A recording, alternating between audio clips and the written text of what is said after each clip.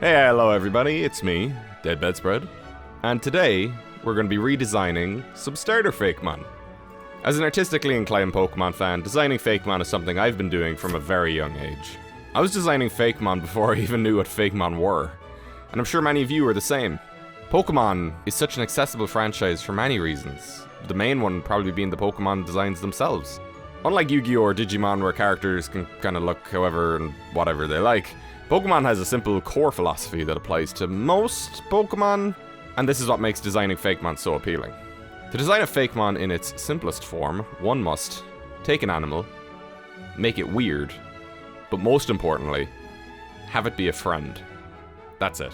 Pikachu, Lightning Mouse. Scorbunny, Soccer Rabbit. Metagross, Combining Supercomputer Robot Man! To be fair, I did say most, not all. But that's okay, as long as they're friends. As you can probably tell by the title, I'm going to be designing all 9 Pokemon associated with a starter trio, that being the 3 starters and all of their respective evolutions. Anyone who's kept up with the Fakemon review series that I do, you'll know that I wasn't happy with the way that my starters or their old fixes turned out, so I'm going to be redesigning them in this video. But first, allow me to introduce them to you. Our initial early 2010s grass starter is Plantas, a cycloptic bulb in a pot. It evolves into Electricot, the tube-armed pot-pelvised goober, which finally becomes Shrubbolt, a half-robotic, barely badass grass-electric dude. For our fire starter, we had Tosta, the toaster terrapin, who grew into Grillipin, the oven-backed terrapin, who evolved into Turnus, the terrapin furnace? More like a fire poison incinerator dinosaur. Finally, our water starter is Ratap, the rat tap, evolving into Ratouche, a rat tap with shower arms, and finally becoming Ratank, a water dark washing machine bellied rotund rodent. Not really my best work. Their original designs were chronic, to say the least, and their redesigns, while rendered nicely, still left a lot to be desired. Now, the obvious thing to do with these starters would just be to ditch them entirely and come up with new concepts that fit the starter mold, but I don't want to abandon them. I want to fix them. What is this mold I speak of? Well, never officially confirmed, each starter vaguely fits into a fan-theorized list of criteria. Those being, the grass starters are all based off extinct creatures, the fire starters are all animals from the Chinese zodiac calendar, and the water starters are all animals that don't exclusively live underwater. I mean, it'd be kind of wild if a lameless, legless fish was just flopping next to Grookey and Scorbunny in the Sword and Shield reveal. There is another one that kind of fits the water starters, each to be weapons, but I don't really buy into that one. There's a few that just don't make sense to me, so I'm gonna ignore that one today. More recently, and officially, starter trios have had a connecting theme. Generation 5's theme is superior class, with French royalty, medieval East Asian warlords, and a samurai. Generation 6 has RPG classes, the warrior, the mage, and the rogue. Generation 7 has the theme of entertainment, with archery, wrestling, and opera. And most recently, Generation 8 has the unifying theme of the UK, with punk rock, football, and secret agents. What's my theme, I hear you ask? Well, I'll tell you later. Don't worry about it. So, let's start with Plantas. Plantas has a weird place in my heart. I used to write a comic that featured companion creatures that changed shape as they grew older, but of course wasn't Pokemon at all. Nah, definitely not. My primary sidekick was a bulb with a singular eye and legs named Spud. He would eventually grow into a potato. I figured, hey, if I was going to go about creating Fakemon, I may as well use what I already have. Removing his legs and popping him in a pot, we get another bulb-based starter. How exciting. My initial idea for a redesign was some sort of slug lugging around with a pot-shaped shell on its back, but I wasn't quite feeling it. I then had the idea of flipping the pot from the base to the head, so instead of sitting in it, it would wear it as a helmet. I mean, talk about wearing your underwear in your head, right? Something was still missing though. I really wanted to keep the vibe of this little guy, but how could we turn it into an extinct animal? I decided we could have a bit of wiggle room, and decided to inspire the redesign off of an extinct plant instead. I mean, flora, fauna, it's extinct regardless, so whatever. After a big long look at several extinct plant species, including Sigillaria, Lepidodendron, Araucarioxylon arizonicum, Araucaria mirabilis. I eventually found the perfect candidate. A small flower that was found suspended in amber. Amber is hardened tree sap, trees are plants, plants are grass type. And the name of this flower is Strychnos electri. As Plantas would eventually evolve into an electric type, this could not be more perfect. The design still took a while to get settled, sometimes having a tail and a widely yellow colour scheme. The spike in its head eventually became a root, meaning that it could rest upside down to absorb nutrients from the ground. I settled for 4 grubby little legs, giving this guy the vibe of a mite. I imagine it could rotate its head 360 degrees within the pot, being able to look behind it without noticeably turning around. Tosta. Immediately, if you know anything about the Chinese zodiac calendar, you'll know that a terrapin is not one of the 12 animals. Definitely an obstacle, however, I'm pretty confident that we can change the animal, but keep the overall theme and the typing intact. I decided to go with one of the 4 animals yet to be turned into a Pokemon starter, and chose the ox. Of course, most make theirs based off the animals left to be used, so making a unique fire starter these days is like trying to land on the sun in a rocket made of cheese. Then, when a new fire starter is revealed, Scorbunny, troves of Fakemon fans comment on other Fakemon creators' rabbit fire starters, claiming that Game Freak ripped them off. No.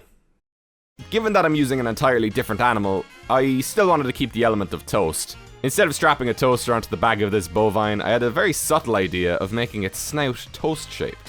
It was just a case of figuring out the proportions and colours, but finally, I got a fire starter that I am quite proud of. Meet Lactoast. Maybe. I'm not quite too settled with that name. If you have any ideas for a name for this little guy, leave them down in the comments below. And finally, for our first stages, let's look at Ratap. You don't have to be a genius to figure this one out. It's a rat with a tap stuck to its back. It also has fins on its tail because it's water type and fish. Ratap was definitely the most well-received of the original trio. However, in good faith, I can't just leave it the way it is. It's too literal. The first idea I had was to change the tail into a tap. However, something just felt off. Changing the tail into a shower head helped. However, we're still far from starter territory. Taking a cue from its original redesign with the water bubble on its back, I wanted to incorporate that bubble into its main body. I wasn't completely against the idea of it unloading this reservoir with force from its tail. It just needed something. Why don't we give the tail more tap elements? Bingo. We had a winner. The design was still very odd with its giant smug Snivy-esque head, a Mickey Mouse-ass nose, and big webbed feet. Just need to take these elements and round them out. Literally. Make starters round, it's an instant win. Honestly, this line took me a really long time to get right, but I think this newer tap stands toe-to-toe with its redesign kin. So, here we have 3 starters for our new theoretical region. From this initial showcase, which one would you pick? Of course, their evolutions may skew your opinion. Speaking of evolutions, Ratouche. Firstly, the name. A combination of rat and douche, as in the German and French for shower, not the device used to rinse out bodily cavities. Yeah, the name definitely needs a change. Original Ratouche is simply just a larger Ratap, no real noticeable differences, except the darker colour palette and the fact that its forearms have become shower heads. Literally, it has no fingers. Its redesign wasn't much better, adding a white tuft to its chest and some much needed appendages. My initial concept for an update was to reinterpret the shower arms into ears. You know, a shower head. Leaking ears was just a bit too weird, however. As the original was just a larger Ratap, I wanted this guy to have his own personality. Quick side note, every evolution should be their own thing, entirely distinct. Otherwise, what's the point of evolving? Anyway. I figured rats can swim through pipes, and what is a tap if not a pipe? So what if this guy's body looked like a rat stuck in a tap? Definitely lends itself well to that awkward teenage energy that middle stages have become synonymous with. The design was good, but missing something. Fur? A more mechanical tail? The design went through a few more iterations, but eventually I settled on something that I was proud of, and a bit more subtle than a literal tap rat. There was one other big change to address with this line. While we did get a water dark starter, the type being used within 3 lines, 4 if you count Mega Evolutions, made me reconsider the typing of this line. Taps are pretty much always made of steel, so I figured why not give us another water steel starter, akin to firefighting repeating. It's only been 15 years. since the last one. Oh god. Lactose can no longer inexplicably evolve into a grill turtle, so we're gonna need something else. The idea for this one did come pretty quickly. Take a look at a Highland cow. Warm colours, lots of fur, nice teenage angst fringe. This hairy middle stage hides its eyes while docile, but when it attacks, due to all the heat, and heat rising, its hair stands upright, representing a roaring fire. As of writing this, I haven't settled on any design for the eyes, but I'm imagining something totally non-threatening, similar to Piloswine or Ditto. Also, its mouth looks like a burger, because food. My original first draft for this guy's name was Bulbacue, but now I'm thinking something more along the lines of Bovire. Now, for the weirdest of weird. Back to our little friend Plantas, who evolved into Electrocot. There is a ton going on with this design, and it does not translate into Pokemon at all. The combination of natural and technological just does not blend. It is the opposite of cohesive. Your tubes with electricity flowing throughout them did, however, influence me in a way that I could not have predicted. Amber, as previously discussed, is fossilized resin, is translucent, and has a very orange-yellowish hue. What if, instead of weird, inexplicable see-through tubes, Electrocot's arms were made of amber, showcasing the electricity flowing within? Sticking with the previous bipedal stance, and making the root on its head resemble a lightning bolt, the idea was good, but it was lacking something. There was a brief stint where I wanted to make this line based off monkeys, but 1, Grookey existed, and 2, that was dumb. Because the new theming of this line is based off a plant, I felt I wasn't getting weird enough. Just look at Beta Bayleaf. It is the definition of wacky plantiness.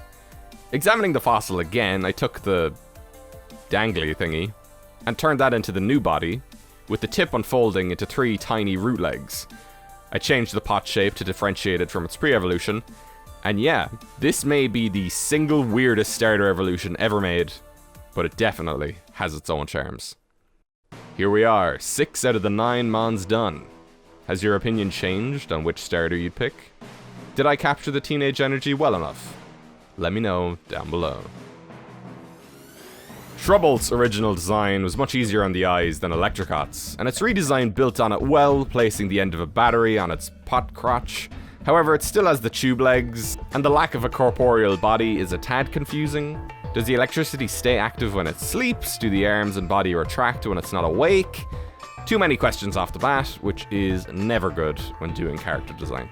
The first idea I had for a redesign was to turn the pot into a bug zapper and have electric limbs. Again, this is an issue, and I didn't go with it, but I like the idea of a grass type that lures in and zaps bug types.